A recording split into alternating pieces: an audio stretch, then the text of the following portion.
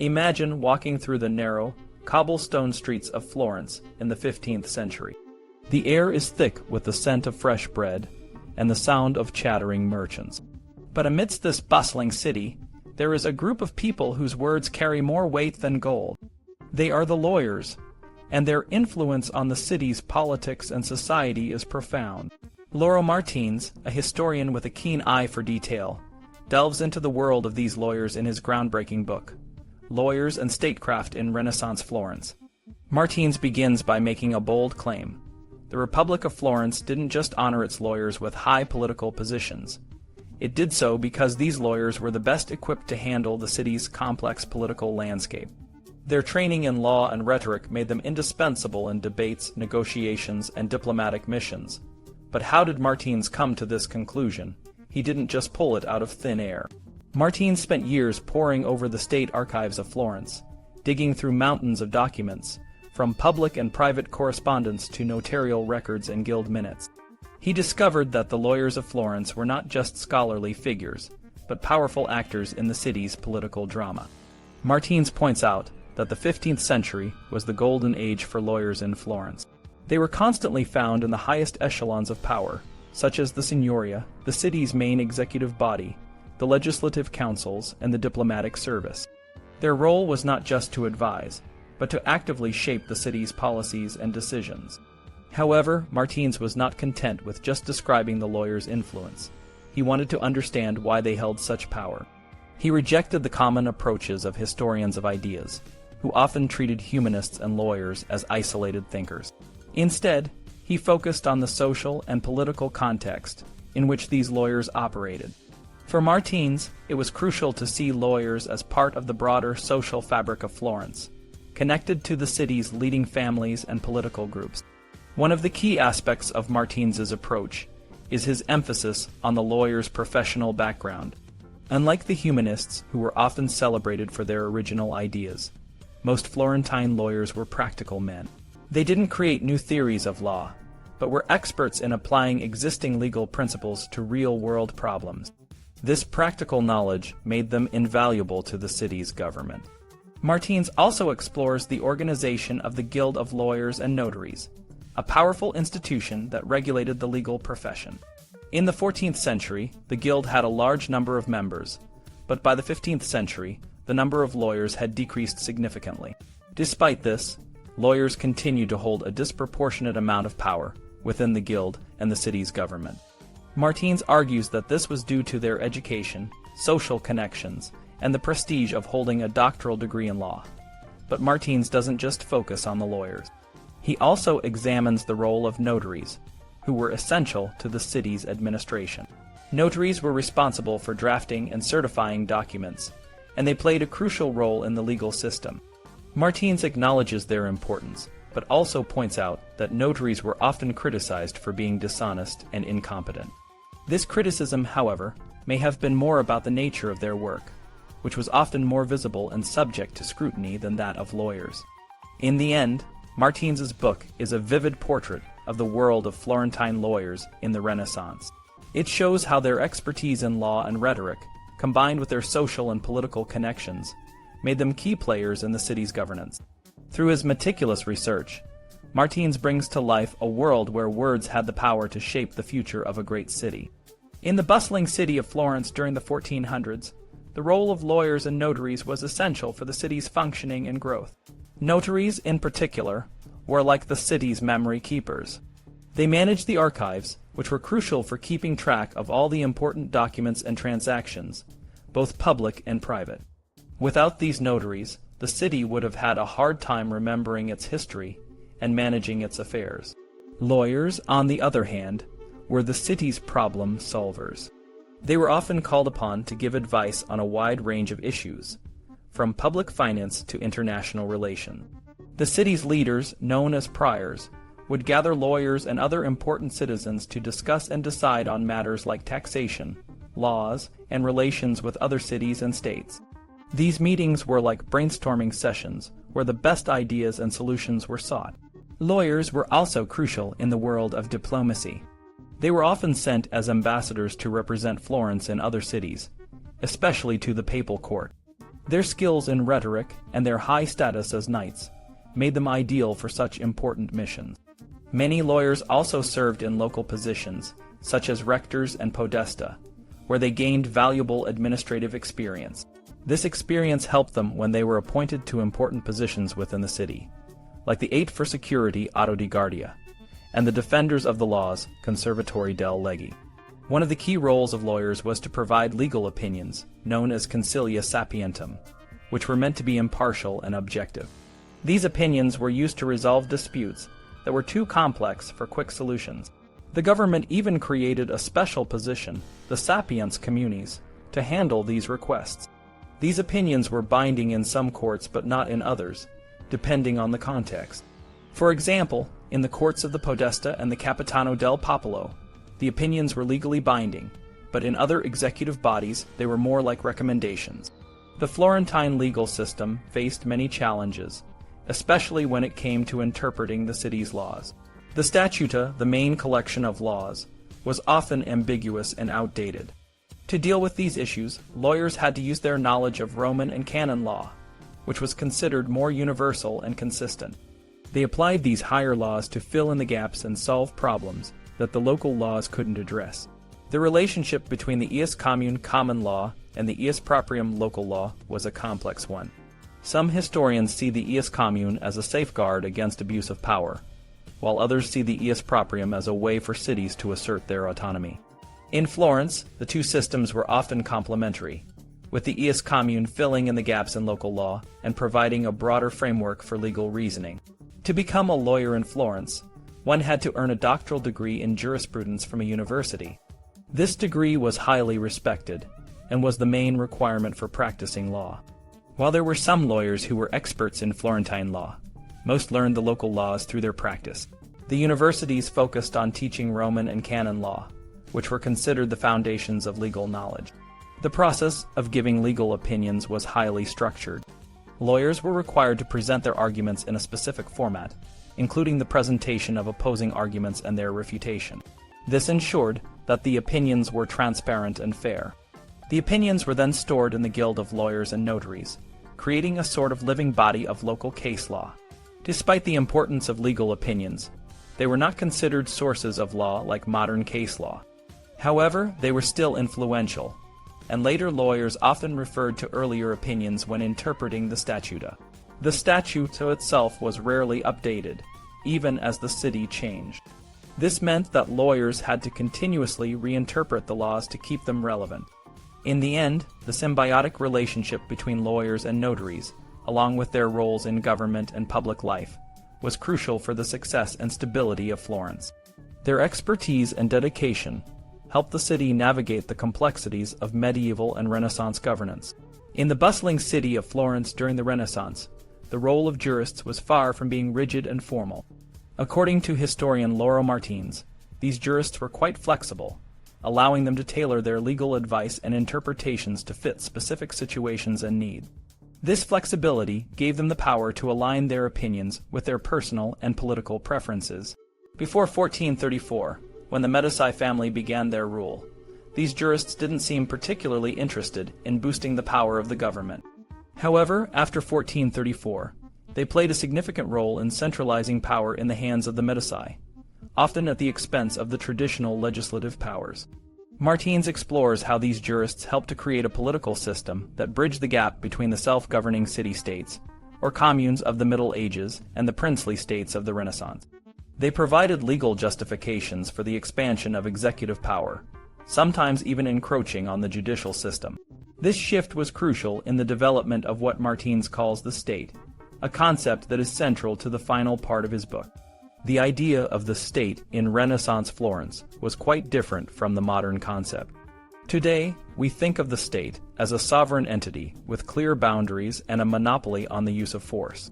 However, in Florence, the term stato, or status, was more ambiguous.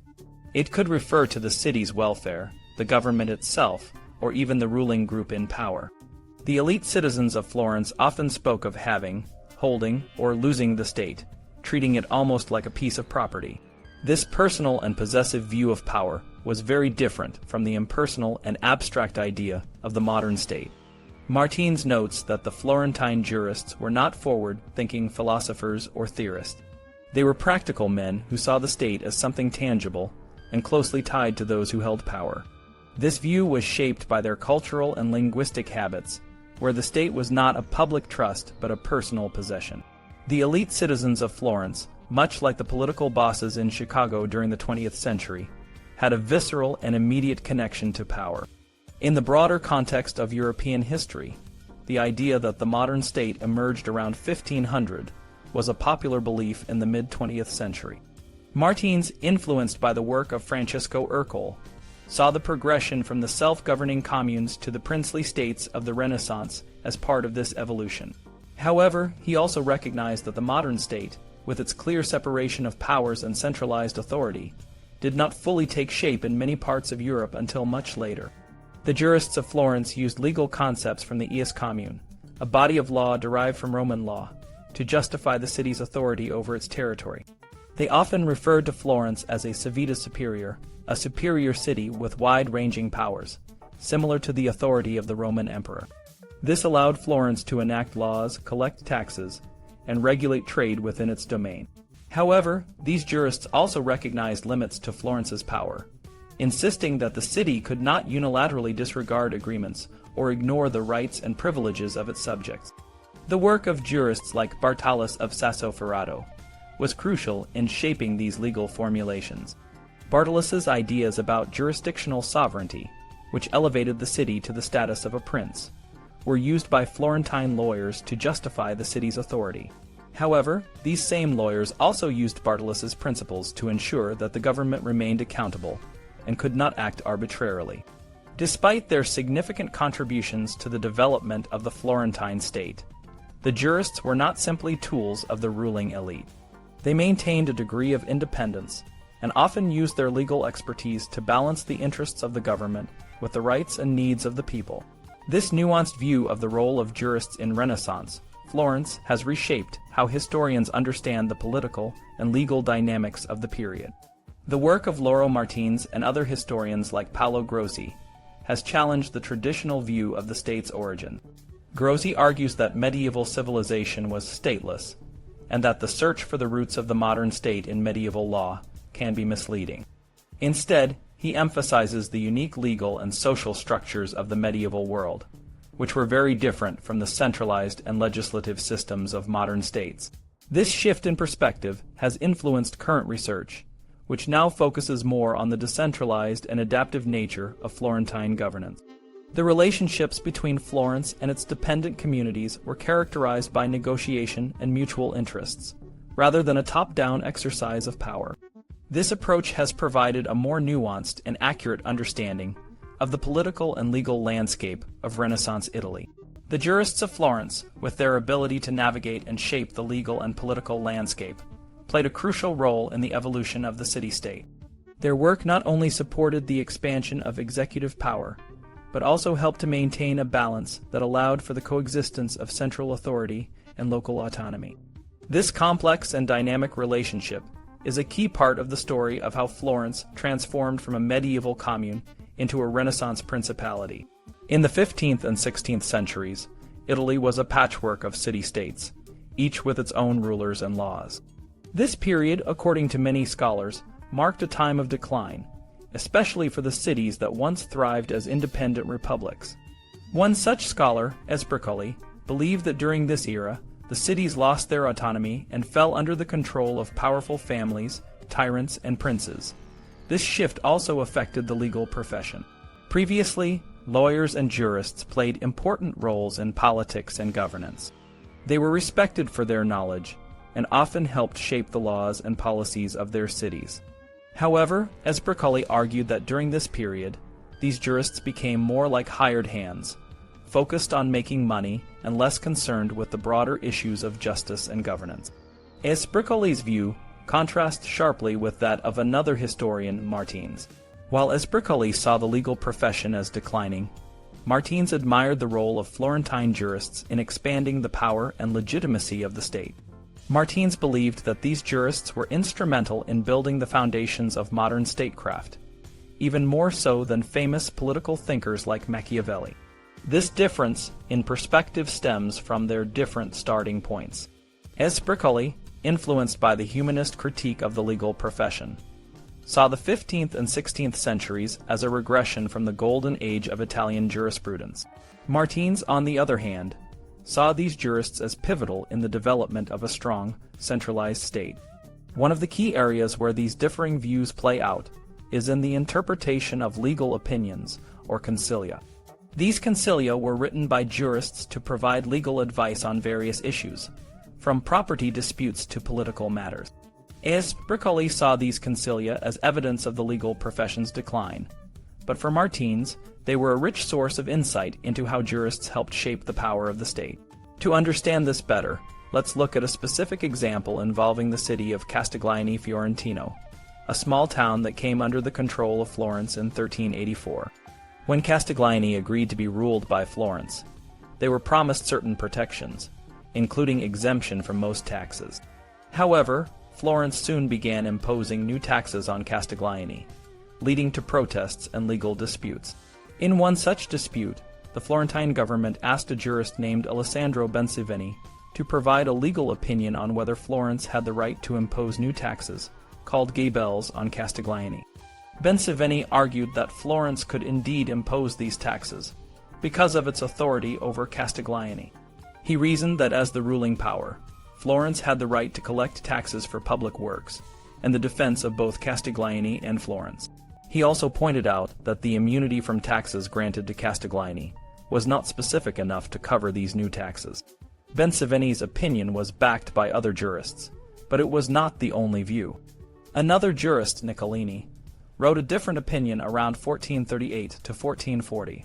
He argued that Florence could not impose these taxes because it would violate the original agreement made with Castiglione. Niccolini pointed out that the immunity from taxes was a contractual right, and Florence could not unilaterally revoke it. He also noted that the language of the original agreement was clear and specific, and Florence had no legal basis to impose new taxes without Castiglione's consent. These differing opinions highlight the complexity of the legal and political landscape of the time. While Bensiveni's opinion supported the expansion of Florentine authority, Niccolini's opinion emphasized the importance of honoring agreements and the rights of the people. This example shows that the role of jurists was not one-dimensional.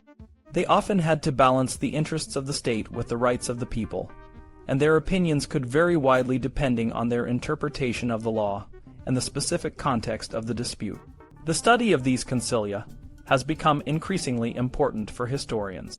They provide a window into the legal and political debates of the time, showing how jurists navigated the challenges of a rapidly changing world. By examining these documents, historians can gain a deeper understanding of how the modern state began to take shape, and the role that legal experts played in this process. As we wrap up this journey into the world of medieval and Renaissance Italian law and politics, it's clear that the role of lawyers and legal experts was far from a simple one. The story of legal advisors in the Italian communes is a story of how law and politics were deeply intertwined, shaping the way cities were governed and how people lived their lives. Lauro Martines' groundbreaking work, Lawyers and Statecraft, opened a door for many historians and scholars. It showed that lawyers in Renaissance Florence were not just drafters of laws or writers of legal texts. They were active participants in the political life of the city. Their advice, often given in the form of consilia legal opinions, influenced decisions that had real-world consequences for the people of Florence and other Italian cities. But the story doesn't start with Florence in the Renaissance. It goes back to the 13th century, a time of significant change in the way Italian cities were governed. During this period, many cities began to hire foreign podesta, chief magistrates, to rule for short terms. These podesta brought with them a team of officials, including judges and notaries, who were tasked with applying the city's laws. However, these foreign officials needed help understanding the local customs and legal practices that often shaped how the laws were interpreted and enforced. This is where the local lawyers, or lamen, came in. They became essential intermediaries, providing the podesta and their teams with the legal knowledge they needed to navigate the complex world of communal governance. These lamen were not just legal experts, they were also guardians of the city's laws and traditions. They were consulted on a wide range of issues, from tax collection to disputes between citizens, and their opinions were recorded and preserved as a way to ensure that the podesta's actions were in line with the city's statutes. The role of these lawmen evolved over time. In the 13th century, their advice was often given in the form of consilia sapientum, or counsels of the wise. These were formal opinions that were both legal advice and a form of political consultation. The term concilium itself is a perfect example of how the legal and political spheres merged. It could mean both advice and counsel, reflecting the dual nature of the lawman's role. They were not just giving legal opinions, they were also participating in the political decision-making process. This system of governance, with its reliance on lawmen, had lasting effects.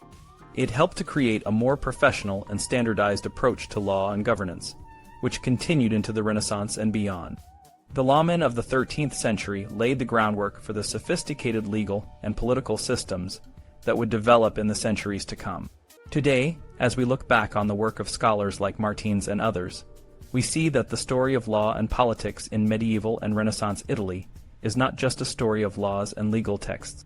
It's a story of people, lawyers, podesta, and citizens working together to create and maintain the institutions that govern their lives. The research and insights gained from studying consilia and the roles of lawmen have enriched our understanding of this period and continue to inspire new generations of scholars. In the end, the legacy of these lawmen and the consilia they produced is a testament to the enduring importance of law in shaping society. Their story is a reminder that the law is not just a set of rules. It is a living, breathing part of the human experience, shaped by and shaping the world around us.